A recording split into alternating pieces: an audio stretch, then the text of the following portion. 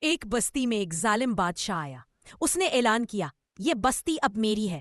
روزانہ کوئی نہ کوئی میرے پاس آئے گا اور میرا حکم ماننا ہوگا، ورنہ میں گھروں میں گھس کر سب کو تباہ کر دوں گا۔ تم سب کو میرا حکم ماننا ہوگا۔ کچھ دن لوگ باری باری اس کے پاس گئے اور اپنی جان سے ہاتھ دھو بیٹھے۔ باقی سب ڈرے اور پریشان تھے۔ بستی میں ایک ہوشیار لڑکا تھا۔ اس نے اللہ سے دعا کی، یا اللہ ہمیں اس ظالم سے نجات دے۔ پھر لڑکا بولا، آج میری باری ہے اور میں ایک ترکیب آزمانے والا ہوں۔ وہ جان بوجھ کر دیر سے بادشاہ کے پاس گیا۔ بادشاہ غصے سے دھاڑا، کم بخت کہاں تھے؟ لڑکے نے ادب سے کہا، جناب راستے میں ایک اور آدمی ملا جو خود کو آپ سے زیادہ طاقتور کہہ رہا تھا۔ یہ سن کر بادشاہ چونک گیا اور بولا، مجھے فوراً اس کے پاس لے چلو۔ لڑکا اسے ایک پرانے کنویں تک لے گیا اور کہا، یہ دیکھیں وہ اندر ہے۔ بادشاہ نے جھانکا تو پانی میں اپنا عکس دیکھا۔ وہ سمجھا یہ کوئی دوسرا بادشاہ ہے۔